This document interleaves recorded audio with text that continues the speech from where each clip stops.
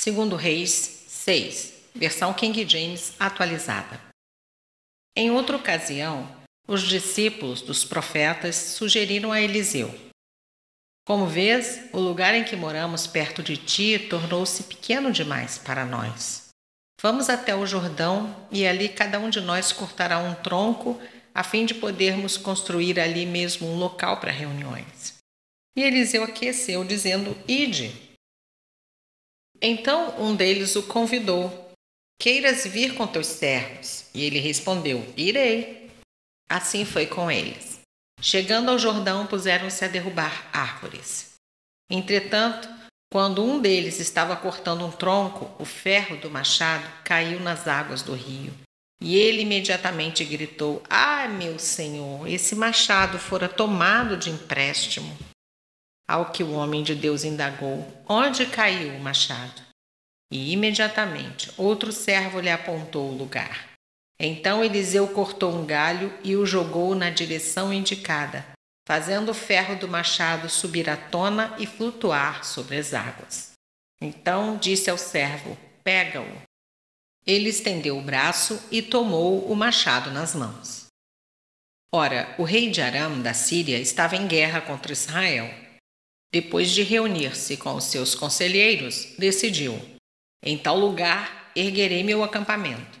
Mas o homem de Deus mandou comunicar ao rei de Israel: muito cuidado com esse tal lugar, pois os sírios estão se deslocando para lá. Então o rei de Israel enviou 2 tropas ao local que o homem de Deus lhe havia orientado e assim se protegeu. Esses avisos não ocorreram uma só vez, nem 2. O coração do rei de Aram ficou muito perturbado com isso e mandou chamar seus servos e lhes interrogou: não me podereis descobrir quem afinal é que nos está traindo a favor do rei de Israel? Um dos seus servos ponderou: ó rei meu senhor, não é isso que se passa. O profeta Eliseu, que está em terras israelitas, conta ao rei de Israel tudo quanto dizes no secreto dos teus aposentos. Diante do que o rei determinou: ide ver de onde ele se encontra, vou mandar trazê-lo. Então lhe informaram: o profeta está em Dotã. Ele mandou cavalos, carros e um grande exército para lá, os quais vieram de noite e sitiaram a cidade. No dia seguinte, Eliseu levantou-se ao romper da aurora e saiu. E eis que um batalhão cercava toda a cidade com cavalos e carros de guerra. Seu servo lhe indagou: ah, meu senhor, o que haveremos de fazer? E o profeta acalmou, dizendo: não tenhas medo, porquanto são mais numerosos os que estão conosco que os que estão com eles. Em seguida, Eliseu orou suplicando: ó Yahvé, abre os olhos dele a fim de que consiga ver. E o Senhor fez com que o moço pudesse enxergar a montanha coberta de cavalos e carros de fogo em torno de Eliseu. E quando os sírios desciam contra ele, Eliseu orou assim a Yahvé: rogo-te que firas esses homens de cegueira. E naquele momento o Senhor fez com que todos os soldados arameus ficassem completamente cegos, conforme o pedido de Eliseu.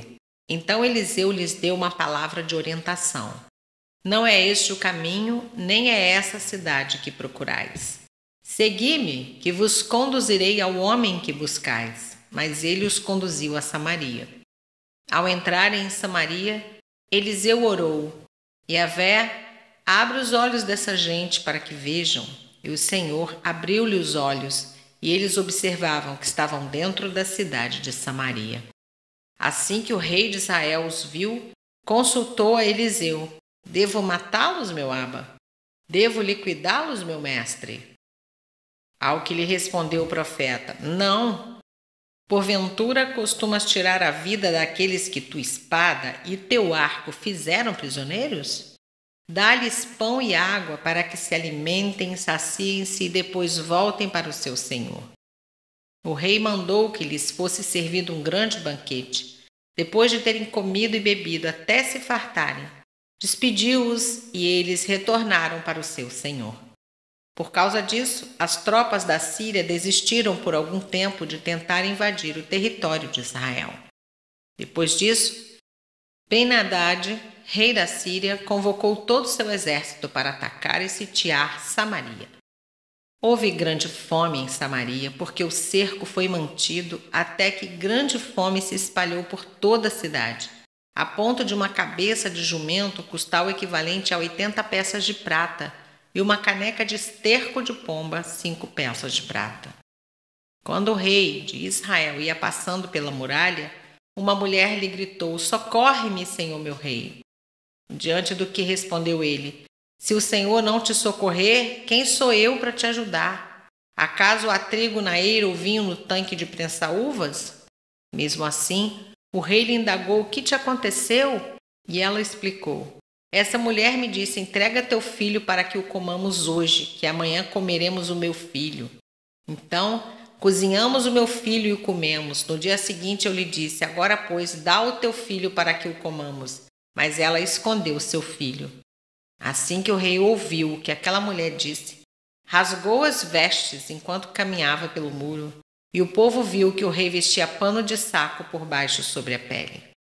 Então disse o rei: "Que Deus me castigue com todo o rigor se a cabeça de Eliseu, filho de Safate, lhe ficar sobre os ombros até o final desse dia." Eliseu estava sentado em sua casa e os anciãos sentados com ele. O rei fez-se preceder por um mensageiro. Mas antes que esse chegasse até ele, Eliseu declarou àquelas autoridades: "Vistes como esse filho de assassino mandou-me cortar a cabeça? Ficai, pois, atentos. Assim que o mensageiro chegar, fechai a porta e empurrai-o, deixando-o para fora e a porta trancada. Porventura, ele não será imediatamente seguido pelos passos do seu senhor?"